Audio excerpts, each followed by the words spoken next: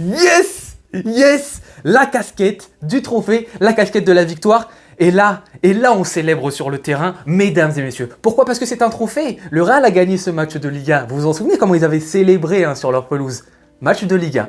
Là, on célèbre, c'est un trophée, c'est normal. La bonne attitude, le bon réflexe, c'est très bien. Mais bordel, il y a un truc, faut que je parle de quelque chose. Je vais vous dire, il est où le problème? C'est que moi, j'essaie le mieux possible dans ma vie d'avoir une hygiène qui soit correcte pour essayer de vivre hors accident le plus longtemps possible. Je ne suis pas le plus grand athlète du monde, mais j'essaie de faire un petit peu de sport à côté, j'essaie de bien manger, nutritivement parlant, etc., de bien dormir. J'essaie d'avoir une hygiène de vie saine. Et la problématique, c'est qu'il y a eux. Voilà, il y a ce genre de match qui me font perdre un nombre de points de vie, mesdames et messieurs. Mais là, j'ai perdu quoi? J'ai perdu 6 mois. 6 mois facile de vie avec ce match-là. Je suis une boule de stress, tout seul comme ça, encastré. Dès que l'adversaire a le ballon, j'ai peur, je subis 3-2, carton rouge à la fin. Et les actions Carreras à la 95e minute, la tête de Ceballos. Mais j'ai cru que mon cœur allait lâcher.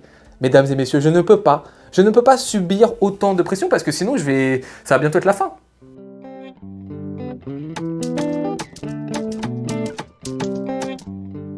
Mesdames et messieurs, supporters du Barça, j'espère que vous êtes contents. Est-ce que les supporters du Real Madrid, vous êtes présents? Bah oui, parce que vous avez fait les malins la dernière fois pour le match en Liga. Bah voilà, sur les 5 derniers matchs, c'est 4 victoires pour le FC Barcelone et un nouveau trophée, donc back-to-back pour le Barça. Ça faisait longtemps parce qu'on en avait parlé souvent là. On l'a fait pendant les vidéos pré-match, je vous ai présenté un petit peu le tout. Ces 4 dernières Supercoupes qui ont été à chaque fois gagnées largement et qui ont amené au trophée de Liga. À chaque fois, ça faisait Real Madrid-Barça, Real Madrid-Barça. Et là, c'est Barça, mesdames et messieurs. Et pour une fois, pas sur un score très fleuve, plus de 3, 4 buts, etc. Mais quelle joie de remporter ce premier titre de l'année, mesdames et messieurs. Qu'est-ce que c'est dur, je vous jure, qu'est-ce que c'est dur de faire un débrief un peu analytique après ce genre de rencontre où c'est vraiment les émotions qui parlent. Mais bon, on va essayer de le faire, je vais essayer de le faire du mieux que je peux quand même. Match, voilà, où le Real Madrid a sorti deux compositions d'avant-match. Bah oui, parce que maintenant on fait ça se fait. Donc une avec Güler qui était titulaire, l'autre après ils ont mis Gonzalo Garcia quand même titulaire. Mais voilà, on attendait de voir ce qui se passait. Mbappé, bien évidemment, comme je l'avais prévu dans la vidéo pré-match, n'était pas titulaire et c'était logique. De toute façon, vu ce qu'il a montré lors de sa rentrée, je pense que ça se comprend. Mais bref, Kylian ne sera pas juste venu en Arabie Saoudite pour soulever le trophée. Déjà ça, quelle joie immense. Mais voilà, ce Barça, donc lui qui arrive avec un changement peut-être un tout petit peu surprenant, c'est Lewandowski à la place de Torres. Surtout que je vous dis qu'en ce moment, en vrai, Torres, il passe devant Lewandowski en termes de niveau pur. Mais sinon, après, bien évidemment, Lamine Yamal a pris la place de Rooney, ça on le savait, c'est ce qui allait se passer. Du côté du Real Madrid, on voit un effectif, et finalement cet effectif est un petit peu différent. C'est-à-dire que du côté du Barça, on va avoir souvent 3 centraux qui vont jouer en phase de possession, donc Eric Garcia, Koundé et Koubarsi avec un Baldé très haut, mais ça on est habitué. Et du côté du Real Madrid, en tout cas sur la première partie du match, aussi une défense à 3, voire plutôt même une défense à 5. Tchouaméni rejoint cette défense du côté du Real Madrid. Et là, le Real Madrid, c'est pas vraiment un bloc bas comme on a affronté Francfort Osasuna, qui eux vraiment étaient très bas. Là, le Real Madrid, c'est bloc médian bas. Voilà, si on peut essayer de trouver un petit peu cette moyenne médian bas, mais extrêmement compact. Rodrigo fait beaucoup d'efforts. En fait, les offensifs font énormément d'efforts. Même Gonzalo Garcia prend à un certain moment en individuel Frenkie de Jong. Donc voilà, on a quand même un Real Madrid très défensif qui ne le serait pas autant si Mbappé était titulaire, je tiens à le préciser quand même, parce que Mbappé ne pourrait pas faire ses efforts défensifs, et ça compte. Et ce Real Madrid arrive à condenser un petit peu ce Barça, c'est normal, mais nous, je suis content, on a appris justement des fameux matchs Osasuna-Francfort à être patient face à ce genre de bloc-ci, donc on sait que ça va prendre du temps à trouver la faille, parce que là, il y a très peu d'espace. Beaucoup de jeux sur Lamine Yamal, bien évidemment, parce que dans ce genre de rencontre, comme on a beaucoup de joueurs, on l'a dit, on l'a pas le répété, qui sont pas vraiment à l'aise dans les petits espaces, bah tu t'en mets au seul joueur qui, offensivement, est capable de faire des différences. Première partie de mi-temps, on va se l'avouer, il perd son duel contre Carreras. J'ai peur parce que je me dis, bon là, ça va commencer à faire beaucoup de matchs Lamine Yamal, où dans des gros top matchs, t'es un peu moins présent. À partir de la deuxième partie de la première mi-temps, la grosse montée en puissance de Lamine Yamal. Quand même, il y a du déchet, mais c'est normal en tant qu'ailier, bien évidemment. Mais monté en puissance, il commence à gagner ses duels, il commence à faire peur. Surtout, ce qui se passe, c'est la pause fraîcheur de la mi-temps.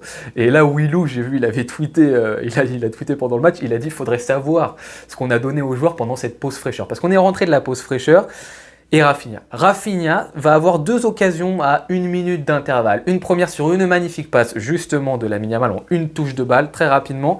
Rafinha qui est seul devant Thibaut Courtois, qui choisit peut-être la mauvaise la mauvaise partie du pied, l'intérieur, c'était peut-être pas vraiment ça qu'il fallait faire, et qui rate bien. Il rate bien le face-à-face. Là, je me dis, ouh là là, ça c'est une bonne situation qu'on a ratée. J'étais en mode, Rafinha, là, ça nous coûte un peu cher, parce que justement, il faut savoir marquer sur le peu d'occasions qu'on va avoir. J'ai même pas, je pense, le temps. J'ai même pas, je pense, le temps d'un petit peu râler que Rafinha, 2 secondes après, il va marquer un but. Intéressant de remarquer sur ce but-là, bien évidemment. C'est une grosse erreur du Real Madrid, on va pas se mentir. Rodrigo a plusieurs options, plusieurs choix, mais le pressing de Fermín López est très bon. Fermín López, je vais vous le dire typiquement, j'ai pas énormément apprécié son match. Encore une fois, face à des blocs resserrés, encore une fois, dans des gros matchs, Fermín López un tout petit peu moins bien. Je le tiens à préciser, pour ceux qui sont fans de Fermín López, je ne déteste pas le joueur, j'adore même le joueur, j'apprécie ce qu'il fait. Mais on remarque qu'à certains moments, il y a un petit plafond face aux blocs resserrés et face aux équipes qui sont très fortes, pour l'instant. Donc voilà, mais sur cette action, Fermín López indispensable, effort considérable, il l'a fait plusieurs fois dans le match. Cet effort de Fermín López, quand même balle au pied, on le trouve moins, cet effort-là, il est super important pour le Barça. Donc sur ce but-ci, ça se concrétise, il récupère la balle, mais en vrai, Rodrigo ne doit pas perdre la balle sur cette partie du terrain. Il peut la faire à Huijsen tranquillement, il n'y a aucun problème, il peut revenir en arrière, il ne le fait pas. Récupération du ballon de Fermín López qui trouve très rapidement Rafinha. Rafinha a plusieurs possibilités, il peut jouer sur Lamine Yamal. Au début, je me dis, mais qu'est-ce qu'il fait? Il y va tout seul. Tchouaméni aussi défend très mal. En fait, il faut savoir reconnaître aussi quand nous on défend mal, mais quand l'adversaire aussi défend mal. Parce que c'est pas toujours quand nous on met des buts, tout ce qu'on a fait c'est parfait. Par contre, quand on concède des buts, tout ce qu'on a fait c'est mauvais. Non, des fois c'est aussi l'adversaire qui joue mal le coup. Rodrigo joue mal le coup, Tchouaméni joue mal le coup, mais Rafinha trouve cette fois-ci une très bonne zone encadrant 1-0 pour le Barça.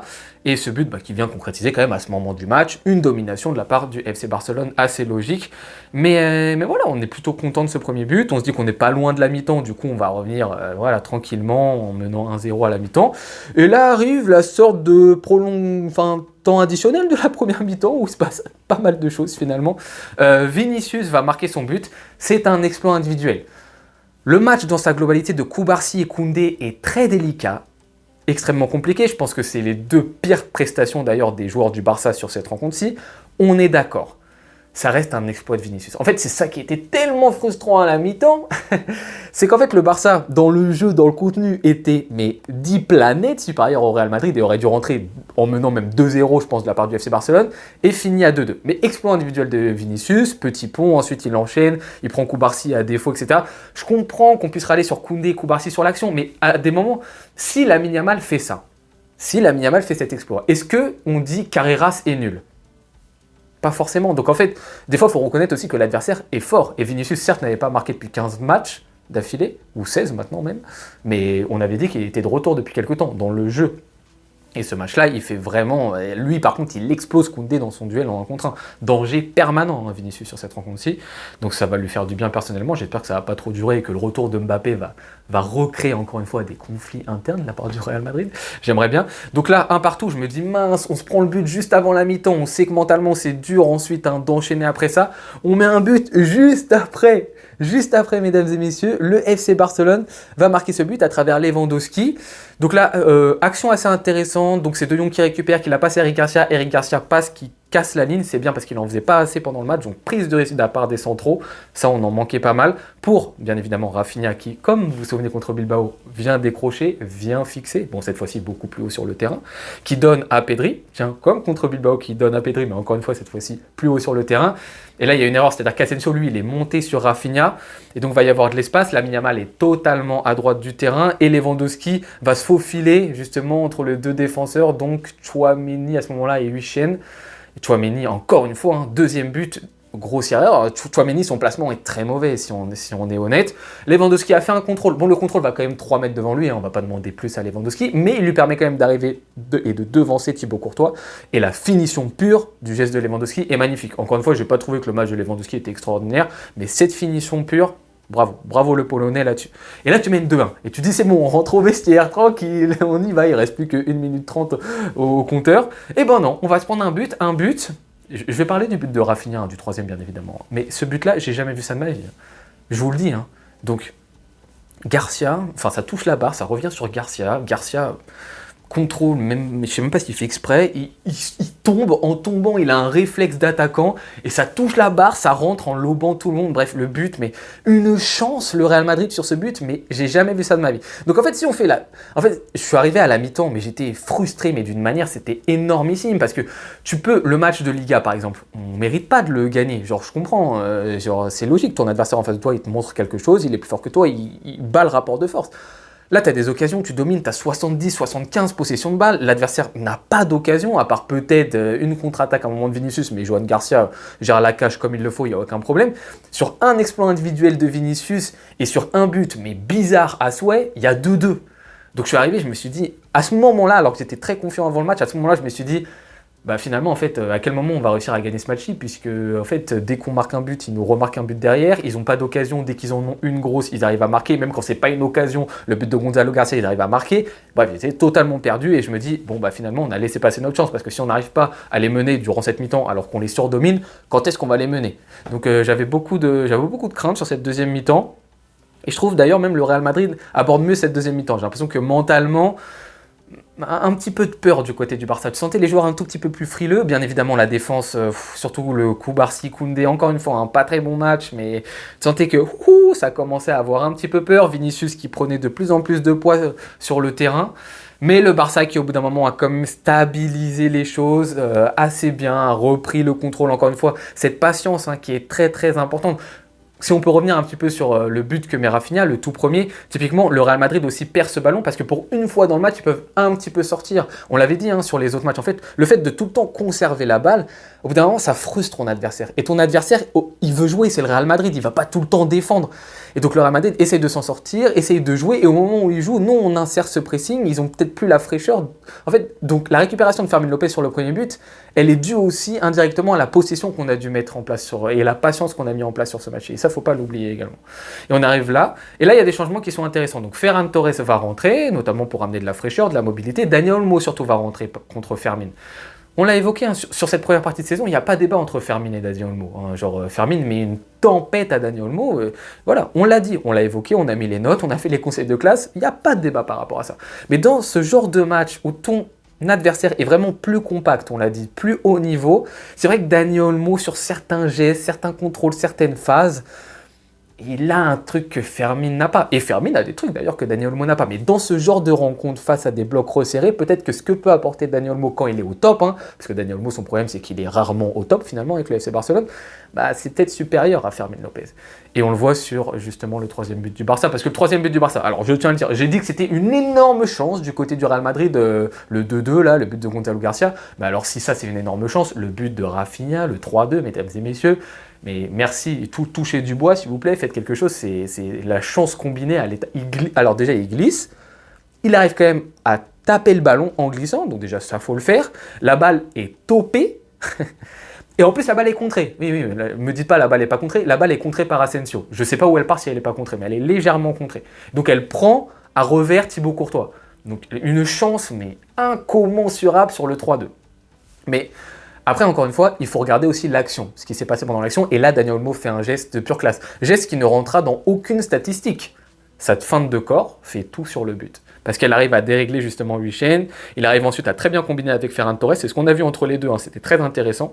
Ferran Torres qui va lui louper il réussit très bien son premier contrôle, Ferran Torres, pour rejouer sur Daniel Olmo. Mais quand Daniel Olmo rejoue sur lui, là, Ferran Torres loupe son contrôle. Et après, Rafinha la prend. Donc, on rajoute encore un peu plus de chance dans ce but. C'est-à-dire que si Ferran Torres avait contrôlé, peut-être que jamais il y aurait eu but. Donc, Ferran Torres loupe son contrôle, Rafinha glisse, Rafinha top la balle est contrée, but pour le Barça. Énorme chance. Mais en fait, encore une fois, ça vient récompenser une domination du Barça. Donc, quand la chance vient récompenser une domination, j'ai moins de problèmes avec ça finalement. Et puis en plus, ça avantage mon équipe. Donc, forcément. Mbappé qui rentre, oui, parce que Mbappé voulait rentrer à 2-2 et s'est dit, peut-être je vais être le héros. Et en jouant finalement que 15 minutes dans la Supercoupe, pas les demi-finales et juste 15 minutes la finale, soulever un trophée, oui, bien évidemment, c'est Kylian Mbappé. Voilà, on avait dit qu'il avait 3 semaines de blessure, il est revenu au bout de 10 jours, bien évidemment, tout va bien. Et Kylian qui rentre malheureusement au 3-2, qui rentre et qui ne fait strictement rien, à part concéder le carton rouge de Frenkie de Jong, et ça me permet justement de parler de Frenkie de Jong. Donc il se prend son rouge est mérité, son pied, je sais pas, honnêtement, je sais pas s'il fait exprès que son pied soit aussi haut, mais qu'il fasse exprès ou non, tu peux pas avoir ton pied qui est au niveau du genou de l'adversaire, c'est pas possible. Donc le rouge, au premier lieu, moi, je me suis dit, mais l'arbitre, il est totalement fou. Mais pour moi, après visionnage du ralenti, le rouge est mérité. De toute façon, c'était en fin de match. De Jong, alors je l'ai dit, hein, De Jong, vous savez que je l'ai critiqué, De Jong. Donc vous pouvez pas me dire, je suis un fan de Jong, etc., machin. Quand fallait le critiquer, vous avez juste à voir la vidéo conseil de classe, vous verrez ce que je lui mets à Frenkie de Jong. Donc on ne peut pas me taxer de pro Frenkie de Jong. Quand bien même, je l'ai beaucoup aimé à certains moments au FC Barcelone. Mais je dis quand il est pas bon. Cette première partie de saison, surtout la fin de la première partie de saison, il y a des choses qui m'ont vraiment pas plu. On en attendait plus. Bilbao, qu'est-ce que j'ai dit? Bon match, très bon match de Frenkie de Jong. J'attends à minima que ce soit cette prestation dans les autres rencontres de l'année, à minima pour un joueur du statut de Frenkie de Jong. Là, pour moi, c'est supérieur ce qu'il a fait ce soir contre le Real Madrid. Je suis à 2 doigts, mais après, je sais que ça va criser, bien évidemment, en commentaire, vous allez vous lâcher. Je suis à 2 doigts de vous dire qu'il a fait un meilleur match que Pedri sur cette rencontre-ci. Frenkie de Jong. Et il est monté en puissance, mesdames et messieurs, d'une manière, justement, j'espère que je vous l'ai dit contre Bilbao, regardez des fois juste Frenkie de Jong, vous faites un focus sur lui. Bon là c'est compliqué dans un classico, on a tellement peur c'est dur de faire des focus. Son positionnement, tout le temps, à chaque fois se mettre dans des espaces et de dézoner, être libre. Le nombre de fois où il a fait des projections balle au pied, où il s'est placé en tant que relayeur, pas numéro 6, où il a avancé, où techniquement il a été juste. Le match réellement de Frenkie de Jong, personnellement, là bon c'est à chaud, il fait un meilleur match pour moi que Pedri sur cette rencontre. Là, je vois plus de Jong que Pedri sur cette rencontre-ci. Donc, encore une fois, je ne demande pas de faire tout le temps ça, parce que Pedri, à un moment, il va mettre le curseur à un niveau, De Jong, il ne pourra pas suivre. Mais c'est bien. Et maintenant, on veut ça. On a vu ça contre Bilbao, De Jong. On a vu ça contre le Real Madrid. On enchaîne. Le match de Coupe du Roi, si tu as des minutes, on veut voir pareil. Le match de Liga qui arrive le week-end prochain, on veut voir pareil. Pareil, jusqu'à la fin du mois de mai. C'est ça qu'on attend. Alors peut-être par-ci, par-là, un match ou deux où tu es moins bon. C'est normal, on ne va pas te demander de faire du 100%. Mais c'est ça qu'on attend, Frenkie de Jong. Parce que tu es Frenkie de Jong. Et qu'à ce niveau-ci, je vois les gars soulever la coupe là. À ce niveau-ci, Frenkie de Jong, voilà, Frenkie de Jong, Pedri, bah tu leur prends pas le ballon. Et en plus, le milieu de terrain du Real Madrid, on va pas trop en parler, mais c'est cataclysmique. Tchouaméni, bon, il était très souvent défenseur central, mais à un moment, il est revenu au milieu. Kamavinga, le match est affreux aujourd'hui. Bellingham, le match est pas bon aujourd'hui. Bref, on est tombé face à un milieu qui était pas bon. Donc si Frenkie et Pedri sont à ce niveau-là, c'est logique que ça domine. Maintenant, on sait, c'est le Real Madrid, les individualités. Vinicius, typiquement, il peut te marquer un but. Sur un corner, tu te prends un but que tu n'as jamais vu de ta vie, c'est possible. Peut-être à la fin du match, voilà, Carrera, s'il arrive dans la surface de réparation, il peut te mettre le but, il peut y avoir 3-3. Ceballos, s'il met la tête, il peut y avoir 3-3. Alors que tu dois tuer le match. Tu vois, tu as plein d'occasions dans la rencontre où tu peux le tuer, cette rencontre-ci. Peut-être ça, c'est aussi quelque chose qu'il faut apprendre, mais en vrai, c'est dur de dire c'est quelque chose qu'on doit apprendre alors que c'est quelque chose qu'on fait régulièrement, de tuer les matchs. Le nombre de scores qu'on met aux adversaires, ça arrive très fréquemment. Mais on a su aussi faire le dos rond à un moment où il fallait. Voilà, il y a des défauts, bien évidemment. Je ne suis pas en train de vous dire que le Barça est totalement de retour. Mais là, vous voyez, là, c'est un choc. J'arrête pas de vous faire à chaque fois le récapitulatif des chocs qu'on fait cette saison et de vous dire, dans le contenu, c'était pas parfait. Chelsea, PSG, etc. C'était pas très bon. Le Real, en match en Liga, c'était pas bon. Villarreal, on a gagné, mais le contenu, c'était pas bon. Là, comme contre l'Atlético Madrid, je coche cette case de on a gagné ce choc et dans le contenu, on a été très bon. Donc ça, c'est bien pour le Barça. C'est très très bien, on l'a dit. Cette victoire, déjà, elle est importante en Supercoupe, bien évidemment. Mais voilà, encore plus pour montrer sa capacité à être bon dans des grosses rencontres. Lamine Yamal qui s'est mis en puissance, ça m'a fait plaisir. Le match de Frenkie de Jong, énormément plaisir. Koundé, en revanche, attention, voilà, ça fait partie des joueurs justement qui sur cette saison sont un peu en difficulté dans les grosses rencontres. Là, il a encore montré qu'il était dans le dur. Lewandowski, Ferran Torres, voilà, il y a toujours le débat. Pour moi, c'est pas le but de Lewandowski qui va changer ça, hein, parce que son match dans l'ensemble n'est pas non plus extraordinaire. Même la Porta qui s'y met là. Mais voilà, on est super content, comme je vous l'ai dit. Voilà, le niveau de stress était extrêmement élevé de ma part. Voilà, c'est totalement fou. Très très heureux qu'on remporte ça. Et puis bah là, on va se diriger pour la Coupe du Roi, il me semble. Racing Santander. Tout autre style, voilà, sur le terrain à l'extérieur. Ça va être une autre ambiance, mesdames et messieurs. En attendant, il y a Joao Cancelo qui va arriver. Je vais sortir la vidéo analyse très très bientôt. J'espère que vous serez présents. Voilà, j'espère que vous avez kiffé. La casquette est présente. La prochaine fois qu'on la sortira, c'est, on l'espère, encore une fois cette saison, hein, que ce soit Coupe du Roi, Liga. Peut-être pourquoi pas un jour Ligue des Champions. Mais bon, encore une fois, c'est peut-être pas l'objectif principal. Là-dessus, je vous souhaite très bonne journée ou bonne soirée en fonction de quand vous regardez cette vidéo. À tout bientôt. Ciao.